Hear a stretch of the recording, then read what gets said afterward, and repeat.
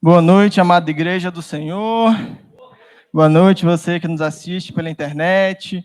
Como maravilhoso, essa é quarta-feira, um dia entre sol e chuva aqui em Manaus. E agora está para cair uma chuva aí maravilhosa. E nós que estamos aqui na casa do Senhor, quão bom é estarmos aqui na casa de Deus, na presença de Deus. Poderíamos estar em qualquer outro lugar, mas nós decidimos no nosso coração vir à casa do Senhor e ser abençoado por mais um culto maravilhoso que Deus preparou para nossas vidas. E você que está aí pela internet, que poderia estar fazendo qualquer outra coisa, poderia estar assistindo Netflix, mas você escolheu assistir o culto do Senhor e ser abençoado mais uma vez por esse banquete que o Senhor tem preparado, desde os louvores até a ministração da palavra, a ministração dos avisos e futuramente com mais louvores para a honra e glória do Senhor Jesus. Peço que a amada igreja possa abrir em João 10, de 13 a 14, João 10, de 13 a 14. Vamos fazer essa leitura inicial com o nosso pastor Afrânio, e em seguida ele irá nos dirigir em oração. João 10, de 13 a 14.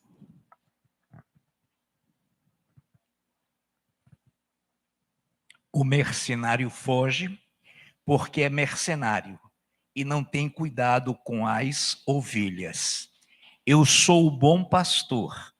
Conheço as minhas ovelhas e elas me conhecem a mim.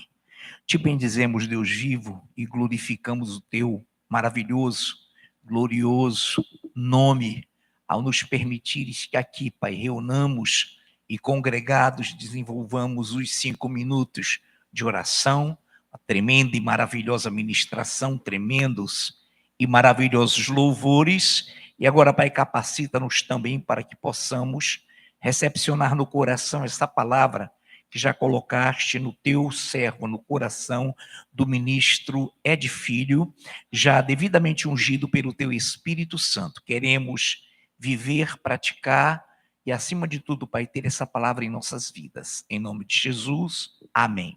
Amém, louvado seja o nome do Senhor Jesus, para que possamos entender esse contexto aqui do que está sendo dito por Jesus. Ele começa a falar aqui que Jesus ele é a porta e aqueles que entram por essa porta são as ovelhas do Senhor. Aqueles que cuidam, aqueles que Deus cuida, aqueles que Deus ama, aqueles que Deus conduz, aqueles que ouvem a voz de Deus, aqueles que conhecem a voz de Deus, essas são ovelhas do seu pasto. Então, aqui ele está falando vários acontecimentos em relação a isso. Ele fala que o bom pastor dá a vida pelas suas ovelhas, e ele começa a destacar aqui a diferença entre o bom pastor e os mercenários. Ele começa a dizer aqui que ele é o bom pastor e que existia no mundo pessoas que eram mercenários. E dentro dessas diferenças, eu quero destacar duas aqui que o Senhor me cita aqui nesse texto e eu acho maravilhoso. Primeiro, o pastor, ele dá a vida pelas suas ovelhas. O pastor, ele ama tanto as ovelhas, ele cuida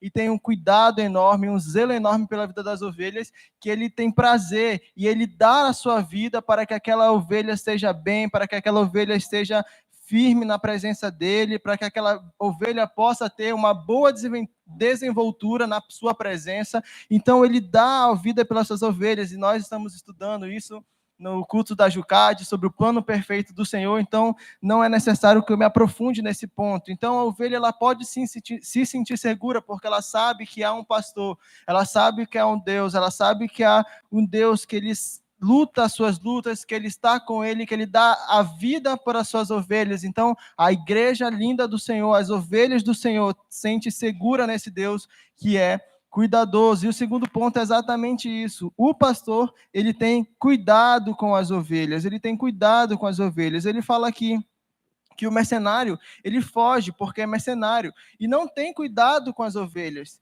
o que é totalmente o contrário com o pastor. O pastor, ele não foge das ovelhas, ele não deixa as ovelhas em perigo, ele não deixa a ovelha com fome, ele não deixa a ovelha aí. Pastora recentemente pregou sobre o pastor, sobre os pastores, o trabalho dos pastores com as ovelhas, e o pastor, ele cuida de fato das ovelhas. O pastor, ele de fato direciona, guia, alimenta, protege. Ele vai quando ela está meia desenrolada assim na cabeça, ele vai até ela, busca ela, conduz ela de novo para o seio do seu pasto. Então, nós temos que entender que o nosso Deus, ele é o bom pastor. E esse é o tema dessa mensagem, o zelo do Senhor. E hoje nós iremos falar exatamente sobre esse zelo maravilhoso do Senhor Jesus, porque o nosso Deus, ele cuida de nós, o nosso Deus, ele nos alimenta, ele nos conduz, ele tem paciência para conosco. E quando nós olhamos o sentimento que a ovelha tem com esse Deus que é zeloso, com o zelo do Senhor, nós podemos claramente ver ali a sensação maravilhosa que Davi, ao escrever Salmos 23, sentia: o Senhor é meu pastor, nada terei falta, ele me faz repousar em pastos verdejantes, ainda que eu ande pelo vale sombra da morte, não temerei mal algum, porque tal era o sentimento que ele tinha para com esse Deus, que ele sabia que cuidava dele nos mínimos detalhes, ele sabia que o Deus era um Deus zeloso, ele sabia que o Senhor havia e tinha sobre a sua vida um zelo inimaginável, e esse zelo que o Senhor tem para com as suas ovelhas é para que elas não se percam, é para que elas não sejam devoradas pelos lobos, é para que elas não sejam enganadas, é para que elas saibam que Deus as ama, e isso é a graça de Deus sobre as nossas vidas, é o cuidado, é o zelo que Deus tem para com as nossas vidas. Vamos abrir lá em Tito 2, de 11 a 14.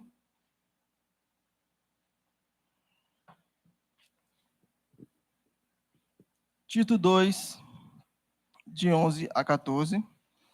Amada igreja do Senhor, encontrou? Amém. Diz assim: porque a graça de Deus se manifestou salvadora a todos os homens. Ela nos ensina a renunciar à impiedade e às paixões mundanas e a viver de maneira sensata, justa e piedosa nesta era presente, enquanto aguardamos a bendita esperança, a gloriosa manifestação de nosso grande Deus e Salvador, Jesus Cristo. Ele se entregou por nós, a fim de nos remir de toda a maldade e purificar para si mesmo um povo particularmente seu, dedicado à prática das boas obras. Então, esse Deus, que é um Deus que cuida de nós, que é um Deus que nos limpa, nos direciona, ele não apenas nos salvou, ele não apenas nos deu a salvação, ele não apenas falou assim: olha, eu vou voltar para buscar um povo santo, e deixou as ovelhas aí largadas por esse mundo. Pelo contrário, o seu zelo é tamanho, o seu zelo é grande, que ele nos ensina, que ele nos direciona, e que ele deu para nós o Espírito Santo para que pudéssemos ser conduzidos pela palavra de Deus, para que pudéssemos ser conduzidos a viver uma vida como ele leu aqui, como acabamos de ler, de renunciar à impiedade e às paixões mundanas, porque nós precisamos ser santo, como ele é santo. 1 Pedro 1, 15 a 16 diz que nós devemos ser santo como ele é santo. Em outra passagem diz que sem santidade ninguém verá a Deus. Então, nós temos o Espírito Santo. Deus é tão zeloso que ele deu o Espírito Santo para que possamos cada dia mais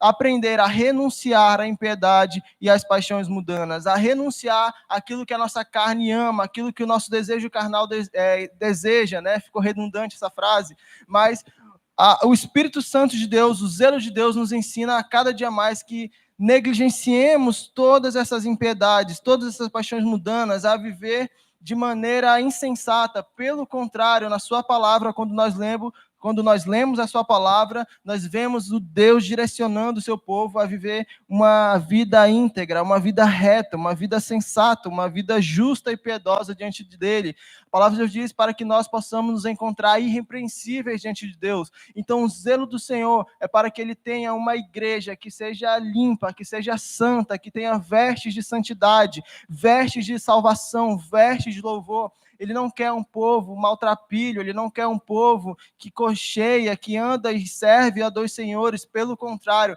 ele quer um povo fiel, que ama a sua palavra. Ele quer um povo fiel, que ama a sua vinda. Ele quer um povo santo, justo aqui nessa terra. E ele deseja uma igreja santa, imaculada nesses últimos dias, porque nós sabemos que brevemente ele virá. E ele deu essa promessa, e por isso, por conta dessa promessa, a sua igreja precisa cada vez mais estar atenta aos sinais, e por conta dessa promessa, a sua igreja precisa estar cada vez mais preparada para o ressoar da última trombeta. E o zelo do Senhor é tamanho que ele nos dá algumas características, alguns ensinamentos, algumas evidências do seu zelo para com a sua vida, e para com as nossas vidas, e nós iremos trabalhar isso essa noite. O primeiro característica do zelo do Senhor é que Deus ensina o seu povo. Lá em João 8:32 diz: conhecereis a verdade e a verdade vos libertará. O desejo de Deus é que todos nós cheguemos ao pleno conhecimento da verdade. E quem é o pleno conhecimento da verdade? É o nosso próprio Deus. Ele diz que Ele é o caminho, Ele é a verdade. Então o desejo de Deus é que nós o conheçamos infinitamente mais, para que possamos ser libertos, para que possamos ser salvos, para que possamos cada vez mais andar como Ele. Existe uma verdade que quando você anda muito com alguém, você começa a ter trejeitos, pegar a característica daquela pessoa. Então, se, por exemplo, eu andar com gago, eu vou começar a ficar gago, de tanto ouvir ali a gagueira do gago, eu vou começar a pegar alguns trejeitos do gago. Assim mesmo é a palavra de Deus, é a presença de Deus. Quanto mais nós andamos, quanto mais nós estamos na sua presença, sendo pastoreados por esse Deus que é maravilhoso, cada vez mais a sua igreja vai ter a sua beleza, cada vez mais a igreja vai transparecer a sua glória, cada vez mais a igreja vai refletir a sua glória nesse mundo, e nós não seremos cristãos humanizados, né? Cristãos humanizados no sentido de mundanizados, perdão. Cristãos mundanizados, nós não seremos cristãos mundanizados, que são aqueles cristãos que apenas é cristão nominal, que fala assim, eu sirvo a Deus, eu sigo a Deus e pronto, mas a sua aparência, existe até uma apresentação do Jardim do Inimigo, que o Satanás ali, representado pelo ator, falava assim, você não tem o cheiro de Jesus, você não fala como Jesus, você não tem a aparência de Jesus. E quando a gente olha para Pedro, quando ele nega Jesus, como que ele foi identificado como discípulo de Jesus? Ele foi identificado porque ele parecia com Jesus, ele falava como Jesus, ele agia como um discípulo de Jesus. Então, a sua igreja, o zelo do Senhor para com as nossas vidas, é para que nós conheçamos a verdade, para que nós possamos estudar a palavra, para que possamos amar esse livro, porque esse livro nos trará verdades maravilhosas, para que possamos cada vez mais ser como o nosso Deus. E aqui tem um exemplo de Deus, que Deus ama tanto isso, que o eunuco, a igreja conhece a história de Eunuco e Filipe, Eunuco estava estudando ali o livro de Isaías e não tinha ninguém com quem ensinasse. Deus movimenta Filipe para ir lá ensinar ele. E aí Filipe ensina ele, Filipe fala sobre o texto que significava, o Filipe batizou ali o eunuco, tal era aquele momento, e depois que ele foi batizado, Filipe desapareceu ali, Deus arrebatou ali o Filipe da presença do eunuco, mas Deus ama tanto aqueles que conhecem, que querem conhecer, que têm desejo pela sua palavra, que ele faz com que nós apaixonemos por esse livro, ele faz com que nós olhemos para esse livro não como um livro qualquer, não como um livro escrito por mãos humanas, que existe essa falácia por aí, né? Mas quem foi que escreveu foi os homens, claro, né? O animal que não podia escrever, tinha que ser os homens mesmo para escrever. Então, nós precisamos entender que o zelo do Senhor, ele nos dá pelo seu ensino, pelo ensino da sua palavra, e nós temos que amar esse ensino, e nós temos que amar o ensino da sua palavra, porque é ela que nos vai fazer ficarmos firmes diante de Deus, é ela que nos vai fazer com que tenhamos a vida íntegra e reta diante do Senhor. Quanto mais nós nos alimentamos pela palavra, mais da palavra, mais nós temos envergadura espiritual. A palavra de Deus diz que os homens, né, ali Paulo, naquele momento, instruindo aquela igreja, fala assim, olha, vocês já deveriam ser mestres, mas é necessário que vocês tenham ainda leite, tenham que tomar leite, mas é necessário, se vocês amassem a palavra e estudassem, mergulhassem na sua palavra, na palavra de Deus, com certeza vocês seriam mestres. Então, nós temos que entender que Deus tem nos ensinado diariamente, culto após culto, palavra após palavra, para que possamos viver uma maneira íntegra e reta diante dele nesses últimos dias. Amém? Segunda característica do zelo do Senhor, Deus deseja que amadureçamos. Vamos abrir lá em Hebreus 5, de 12 a 14. Hebreus 5, de 12 a 14. Irmão Sidney, pode ler para a gente? Hebreus 5, de 12 a 14.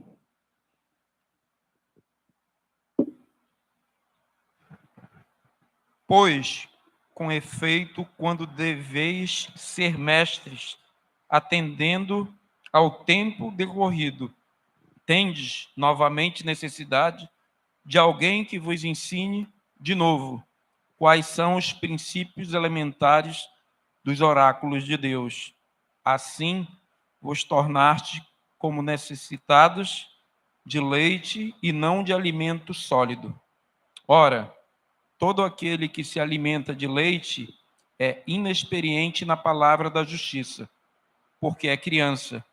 Mas o alimento sólido é para os adultos, para aqueles que, pela prática, têm a sua faculdade exercidas para discernir não somente o bem, mas também o mal. Amém. Então, o segundo desejo de Deus é que nós não apenas sejamos ensinados pela sua palavra, mas que nós também alcancemos a maturidade de Deus. Em Hebreus 6, verso 1, parte A, diz assim: portanto, deixemos os ensinos elementares a respeito de Cristo e avancemos para a maturidade.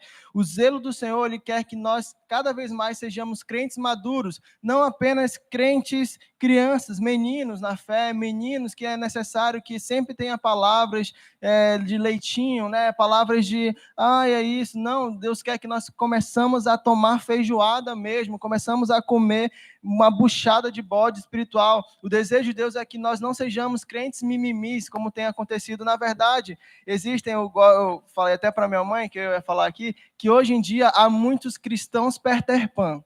Vocês conhecem o Peter Pan?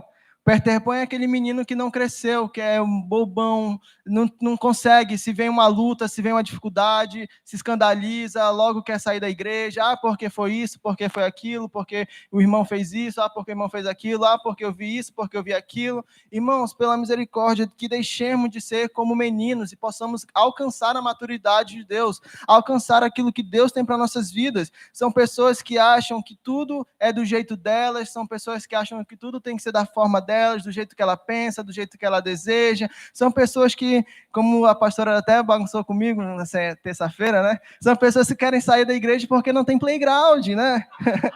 Então, nós temos que entender que a presença de Deus, o zelo do Senhor, Ele quer forjar em nós homens e mulheres de Deus, homens que possuem caráter, mulheres que possuem caráter do nosso Deus, não apenas meninos que ficam chateados por qualquer coisa, que ficam revoltados porque não foi do jeito que você quis, que não foi do jeito que você pensou. Nós temos que entender que Deus tem planos maiores, Deus tem coisas melhores para nossas vidas, seja no nosso convívio aqui na igreja, seja no seu trabalho, seja na sua faculdade, seja na sua escola, seja na sua família. Deus tem planos maiores. Pare de ficar emburrado por qualquer coisa. Isso é resultado de pessoas que só vivem assistindo dorama e não procuram ler a Bíblia, não procuram ler a palavra de Deus, não procuram estudar a presença, não procuram estudar a palavra do que diz para a sua vida, o que Deus quer para a sua vida. Então, em nome de Jesus, que possamos cada vez mais ser crentes maduros diante do Senhor Jesus, porque Ele quer um povo santo, Ele quer um povo maduro, Ele não quer um povo menino, Ele quer uma igreja madura, uma igreja que esteja cheia do Espírito Santo. E aqui é outro ponto que eu não anotei aqui, mas Deus está colocando no meu coração aqui.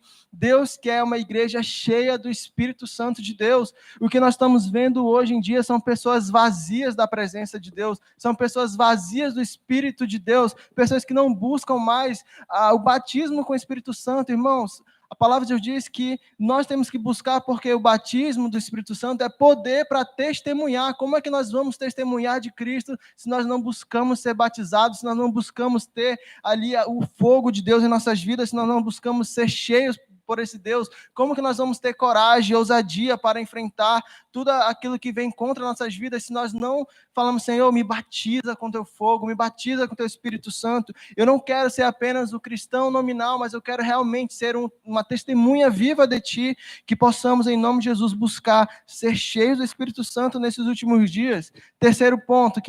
Quarto ponto, Deus nos corrige. Deus nos corrige. O zelo do Senhor leva à correção do seu povo.